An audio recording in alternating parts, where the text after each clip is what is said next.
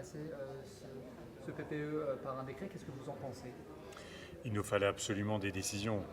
On voit toutes les filières des énergies renouvelables qui commencent à licencier faute de décret, faute d'appel d'offres. Et donc il nous fallait absolument des décisions.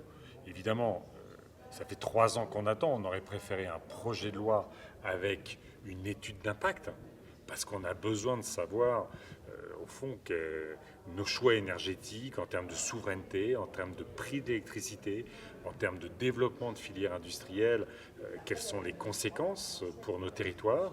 Mais là, on avait besoin de décrets. Ils sont publiés, tant mieux.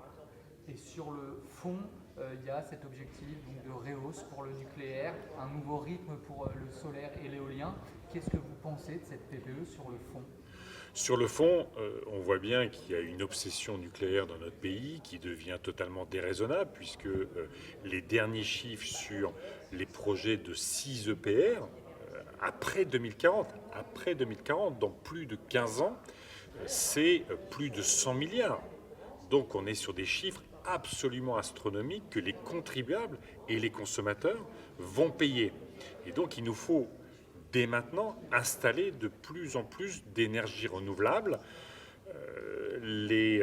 On va dire que le choix du gouvernement s'est fixé sur les fourchettes très basses de développement des énergies renouvelables.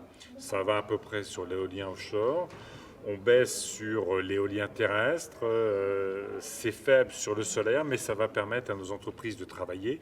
Et puis surtout, le grand débat sur l'énergie, ça doit être un des grands débats de la présidentielle de 2027. Le Rassemblement national dit que cette PPE coûterait environ 300 milliards d'euros. C'est un chiffre qui a été repris par certains membres des Républicains. Ça a été démenti par la Commission de régulation de l'énergie. Qu'est-ce que vous en pensez de ce chiffre, de ce coût de 300 milliards d'euros? Écoutez, je ne vais pas commenter les mensonges du RN. Ce serait quand même aberrant que le RN, d'ailleurs, qui n'est pas clair vis-à-vis de Poutine, évidemment pas clair vis-à-vis de Trump, qui donc construit notre dépendance aux énergies fossiles vis-à-vis de Poutine et maintenant vis-à-vis de Trump, nous fasse des leçons sur l'énergie. Ils n'y comprennent rien et ils avancent des chiffres qui sont faux. Donc ce qui est essentiel aujourd'hui, c'est qu'en fait, les énergies renouvelables, qui d'ailleurs, c'est assez étonnant, sont très largement soutenues dans toutes les enquêtes d'opinion publique.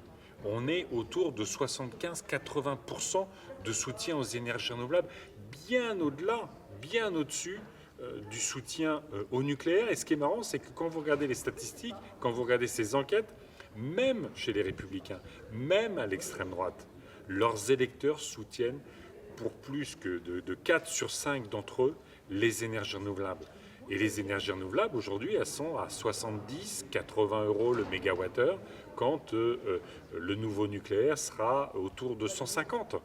Donc si on veut contenir les prix de l'électricité, si on veut développer des filières locales, industrielles, avec de nombreux emplois, et si on veut lutter contre le dérèglement climatique, c'est bien les énergies renouvelables qu'il faut développer, en plus évidemment de faire des efforts, notamment dans la rénovation thermique des logements.